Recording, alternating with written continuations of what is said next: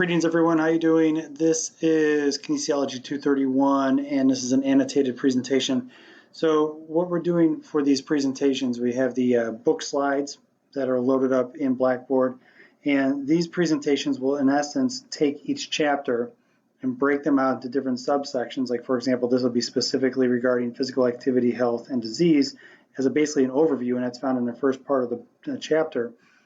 And it'll go through the first about 8 to 10 pages, and then we'll break off and do the next presentation, which will still be chapter 1, but it'll be cardiovascular disease, and then the presentation after that will be hypertension. And as you go through the book, you'll notice they have different main headers, and they're in red. Hypercholesterolemia, dyslipidemia is another one. And so what I'm trying to do is break these out into different little manageable subsections that you can kind of read through, process, digest in short order, and move through rather quickly instead of being bogged down in a half-an-hour presentation.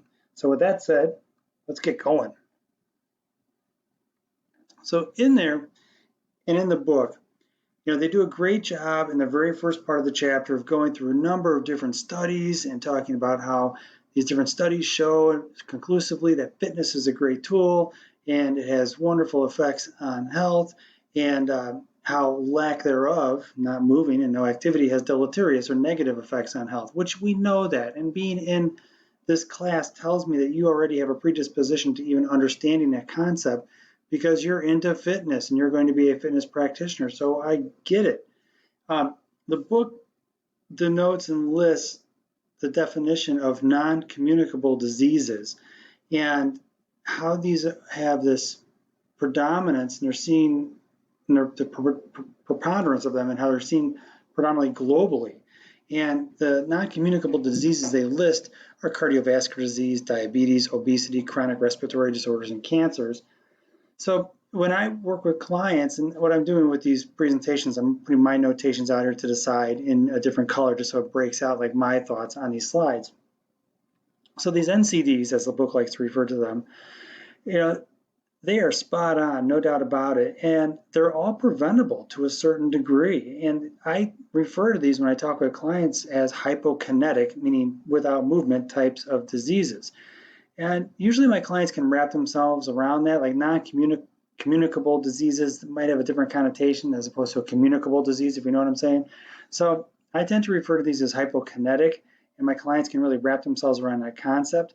And the important thing is, these are all interrelated, and they are all, to a certain degree, you have some family history for cardiovascular disease, you have some for diabetes, and even with different somatotypes and body types seen in different families, you definitely have a genetic component to these, but to a certain degree, all of these, the risk for all of them can be reduced through medicine that is fitness and wellness and a healthy lifestyle. And they all have a terminology that's referred to them as comorbidities. They're all kind of interrelated, and they all have negative effects upon one another and other different diseases that are seen in the body. But these are the big ones that are listed specific in the book. And I like how they break them out. I really think they do a good job with that in the book. And we'll talk a little bit more about those as we go through this chapter. So, the body itself is designed for movement and strenuous work. It's not designed for a sedentary lifestyle. And believe me, as I sit here and I plow through these presentations, my life has become pretty sedentary and my body craves movement, getting up, moving around, having to just kind of walk around a little bit and actually take a break from sitting here for so long. But the way the book defines sedentarism, or being sedentary, if you will, was defined as performing activities of 1.5 meters or less while sitting in a reclining position or just sitting. And this is a pretty low level of activity. If you ever have done any kind of metabolic testing or any kind of graded exercise testing, 1 MET to a MET and a half is nothing. Quite literally, a MET is just being in an awake state, sitting in a chair, reclined with your eyes open. It is BMR, your basal metabolic rate. Really, that is it. What's contributed to this is just the preponderance of technology. You have all these tools at your disposal, and you can't use your computer to go out and dig a ditch. Please don't get me wrong. But what's happened is careers and jobs in the workforce have evolved to where they've gone from more labor-intensive, kind of blue collar work to more sedentary white collar work. And this has really put the human organism in a position where, as we evolve over time, you're seeing different illnesses that creep into just our lives as a result of a sedentary lifestyle. And I work with this and I talk with this with my clients so much. And I talk about how they go to work every day, they're sitting in their chair, they have to do their executive stretch, they got to get up, they got to move around, they got to do different things. And also, there's a little bit of a mindset shift here as well, because so often people will sit in this position and they're like basically like a question mark, and they sit in this position, they're shuffling someone else's papers, they're working for somebody else, they have a cruddy boss who's always on their case. It's such a negative feedback loop, and they're being micromanaged all day, and they don't really like their job, but they got to do it anyways.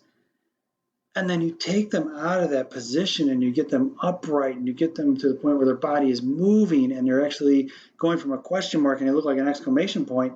It's like liberating to your client to do this with them. And what you're really trying to do is just re-educate them in their bodies where they need to be in space and how they need to operate. And it's not an overnight flick of the switch type of process.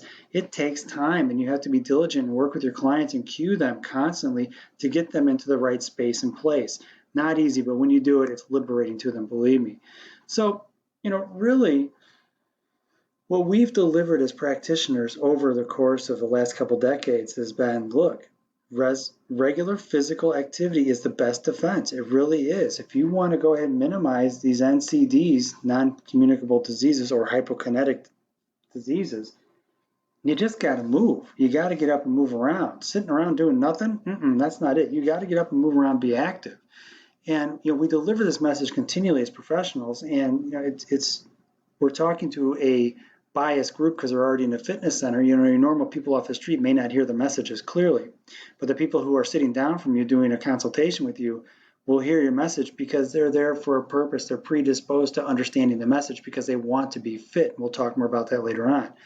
They do cite a number of different recommendations, and I like these, and I like where it started off in the book. They list the 1995 Center for Disease Control at American College of Sports Medicine, 30 minutes of moderate intensity physical activity on most, if not preferable, all days of the week. And I'm with it, and I'm totally on board with these type of directives from the CDC or ACSM, and they've evolved over time, right?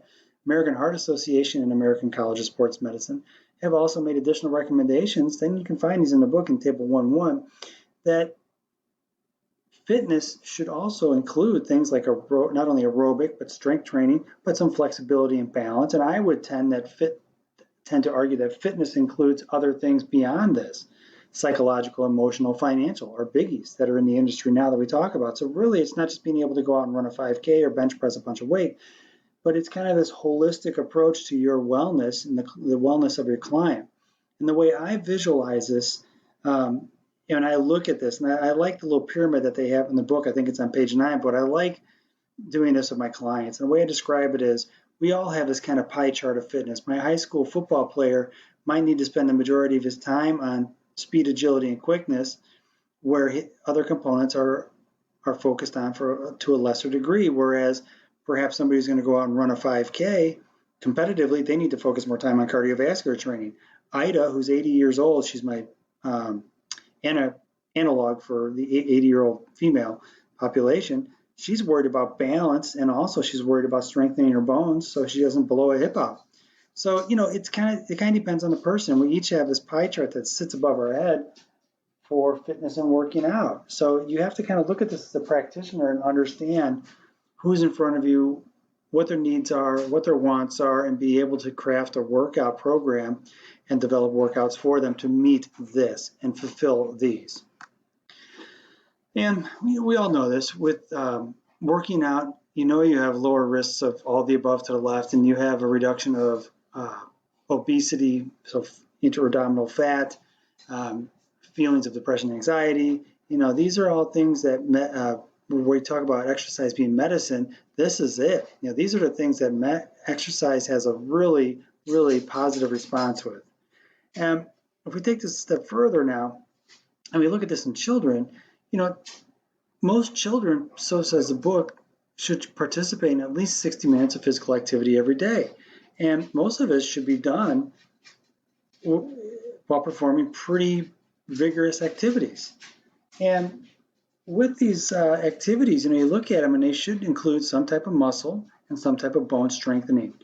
And what normally happens is, kids, they sit in class all day, they come home, they sit in their big puffy chair and they play video games or they sit around and do homework. They just don't go outside and run around. And it's unfortunate because these kids are setting themselves up because they don't have the MVPAs, the moderate to vigorous intensity physical activities. They're missing that in their lives.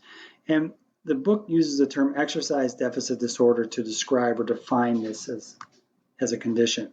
And they elaborate a little bit more about studies. I'm not going to get into them here. But when you have a child who has an exercise deficit, what they show is they have a greater preponderance for issues further on in life. And so one of the studies they cite is, children who were active in a test population had a 14% reduction of heart disease as opposed to the control population. And so the contributing factor to this was the amount of time they spent conducting physical activity in their leisure time. So again, when you look at physical activity, it is a preventative mechanism for diseases. And the other thing they point out is there's at least 25 chronic medical conditions that have that a positive effect to working out. It's actually, it would be a negatively correlated effect because as you work out more, your likelihood of having these chronic medical conditions gets less and less and less. So it is a negative correlation, just to clarify that. But they are definitely related 100%.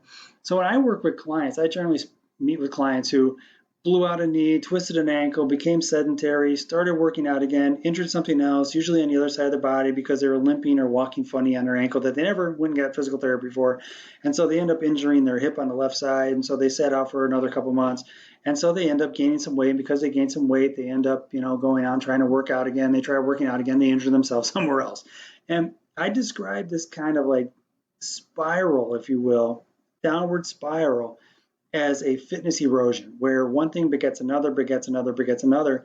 And, you, my friends, who are going into this as a profession, you are the intervention. You are the one that's going to help stop this fitness spiral and be able to introduce in workout in a well-structured and organized manner where you're not going to blow your people out of the water.